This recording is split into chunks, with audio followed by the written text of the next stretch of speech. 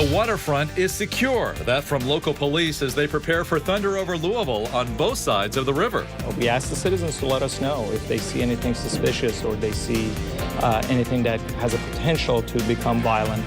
A man walks into a local business as it's being burglarized. Now he may pay with his life.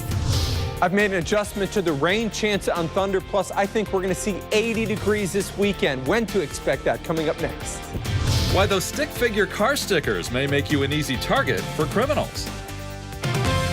From Louisville, WDRB News at 4 starts now. Thanks for joining us today. I'm Elizabeth Woolsey. And I'm David Scott. We begin this afternoon with a WDRB News alert. A verdict has just been reached in the trial of two men accused of murder in the shooting death of a TARC bus passenger. Jurors found Jeffrey Kingdon guilty of murder, wanton endangerment, and tampering with evidence in the shooting death of 17-year-old Rico Robinson. Martin Keene was found guilty of complicity to manslaughter. This is surveillance video from that shooting 2 years ago that you just saw. The defense argued shots were fired in self-defense. However, prosecutors argued it was premeditated and a planned revenge killing because Robinson stole rent money from Keene and Kingdon. Lindsay Allen was in the courtroom as the verdict was read. She is getting reaction right now and will bring us more details as soon as she is available to do that. Our Gilbert Corsi is out live today following new developments in waterfront security as we head into thunder. Within the last 30 minutes, a news conference was held regarding public safety. Gilbert, what is the latest information? David, Elizabeth, I can tell you that I stepped out of this press conference in just the last 5 minutes. All the stakeholders on Thunder Security have come here to the Metro Safe Emergency Operations Center to demonstrate the new surveillance system at Waterfront Park. Take a look at some video here. From what I saw of the demonstration, these new cameras can shoot from Waterfront Park all the way across to the Indiana side of the river with picture-perfect clarity. Of course, these cameras follow the gang violence downtown last month. A mob of 200 teens attacked innocent people at random. In the days after the incidents, Mayor Greg Fisher said the city would spend $227,000 to buy 24 cameras for the waterfront. Today, he says there are actually 28 cameras, and they are up and operational now in time for Thunder. Leaders expect more than 500,000 people at Louisville's waterfront to enjoy the annual fireworks and air show. You can hear the planes going over our head right now as practice continues. Public safety is a top priority for this event. Fisher says the area will be watched by camera 24 hours a day by rotating shifts of Metro Corrections officers. This takes our ability to address issues at Thunder to a whole new level. You know, as I've talked over the last couple of days, we're going to have over 1,150 officers working Thunder.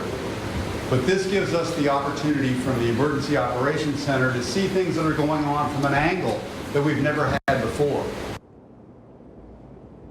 WDRB's Emily Muir is inside the press conference right now. It is still going on. She will join us at 4:30 with more on the specs of these cameras, exactly where they will be placed, or where they are placed, I should say, how far they see, examples of how far they see, the quality of the pictures, and who is going to be watching besides the jail tomorrow.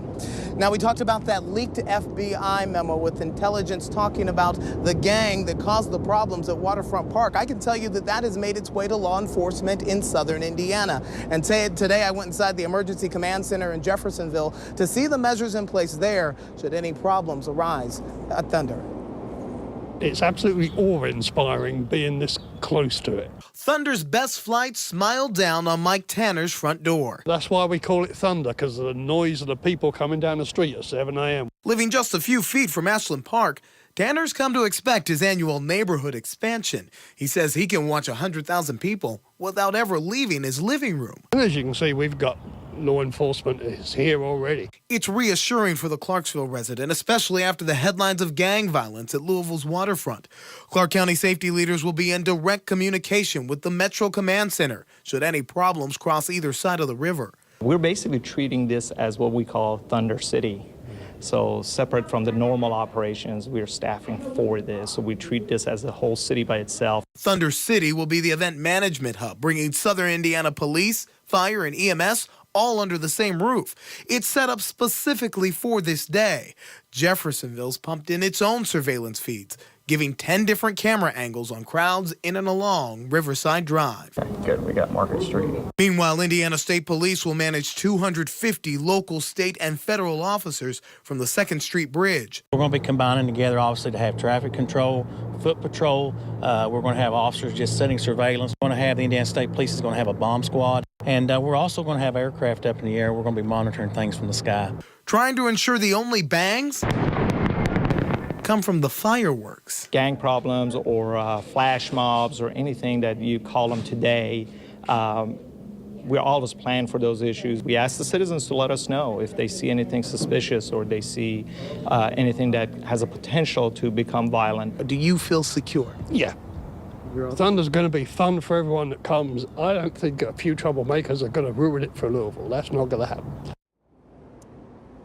Thunder is in its 25th year this year. The event has never been canceled, and despite some concerns about safety, organizers actually expect possibly a larger crowd this year because the weather hasn't been that great in the last 2 years. Now, this press conference with all the city leaders in Louisville, it just let out here in the last 3 minutes. Again, Emily Muir was upstairs until the end, and she will join us at 4:30 with more on this demonstration.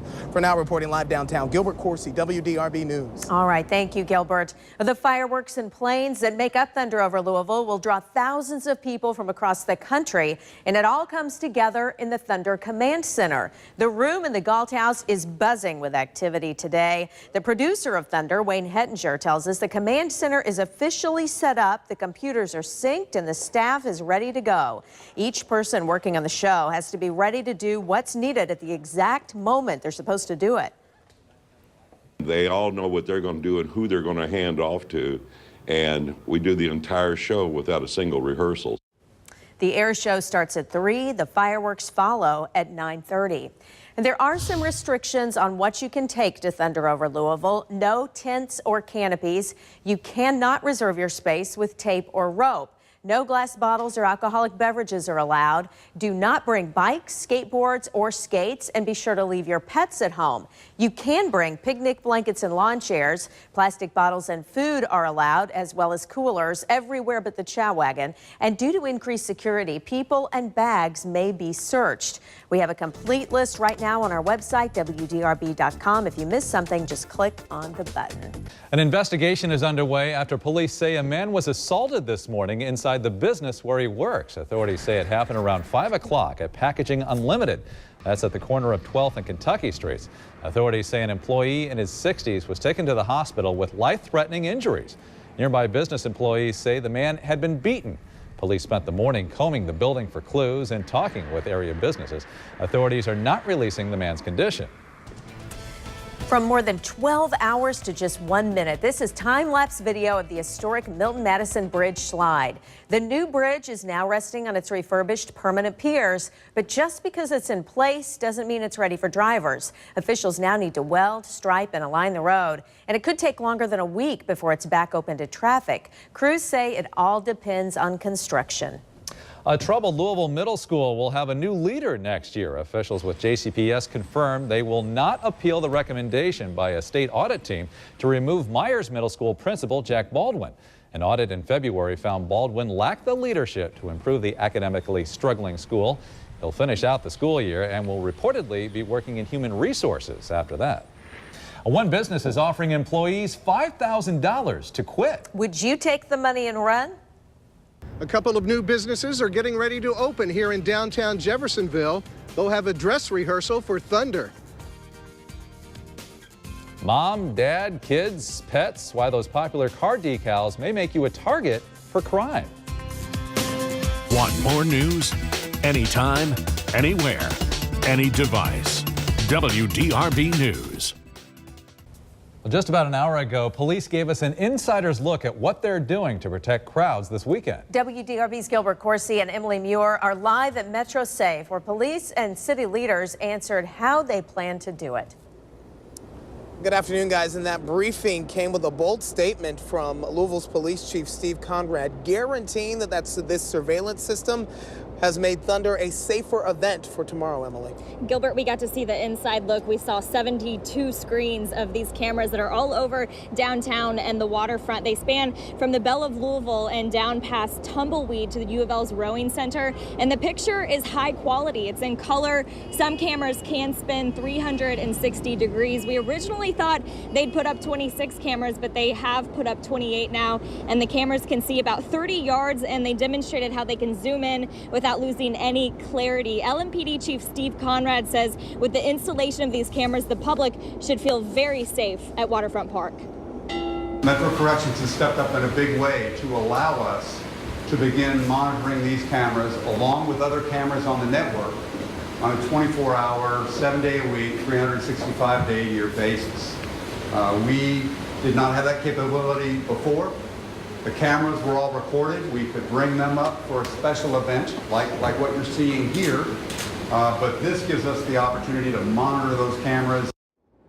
The cameras have no audio. They are just a very clear picture. You know, Gilbert, we asked about privacy rights. An officer mentioned facial recognition. You can see people's appearances, but they don't have facial recognition. So they said that this is just for their staff to monitor for safety and crime reasons. 5 pictures at the Great Lawn, 10 on the Big 4 Bridge. Where are the rest? The rest, there's 28 total. The rest are scattered on Waterfront Park. So they said that the only parking lot without a camera right now is the purple lot, which is where all of those construction vehicles are being stored right now. Of course, we know the backdrop to these cameras downtown. Take a look at the pictures. It was that chaos that teenagers created on March 22nd. 22 incident reports, assaults, burglaries, criminal mischief, you name it.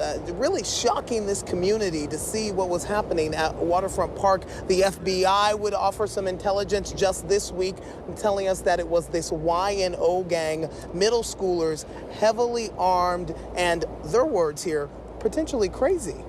Yeah, and they didn't really touch on the YNO gang at this press conference. I think officials are really wanting to focus on, you know, all the work that they've put into this security system and looking ahead to the safety now and how they can prevent that to ever happen again. We talk about that FBI intelligence. It has made its way to the southern Indiana side of the river, and 250 state, local, and federal officers will be guarding Thunder in southern Indiana tomorrow. Indiana State Police has set up a command center on the 2nd Street Bridge.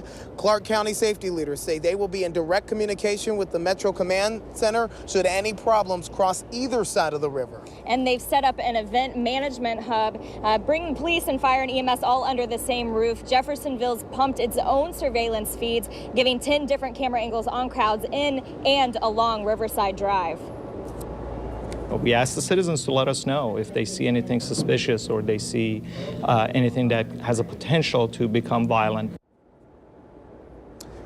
The National Guard is also helping with security in southern Indiana tomorrow. Emily Muir, you were on this story throughout the night at 6:30 and 10. What's coming up? Well, we talked with officials, like I said, at this press conference. We're going to go down to Waterfront Park and see what people think about all of these cameras. I mean, they're going to be being watched, you know, anytime they go to Waterfront Park. So we're going to go talk to some people, see what they think about it. Thunder is the kickoff here to the Derby Festival and one of Louisville's signature events. Safety a top priority for tomorrow. It is. For Emily Muir, I'm Gilbert Corsi reporting live downtown, WDRB News.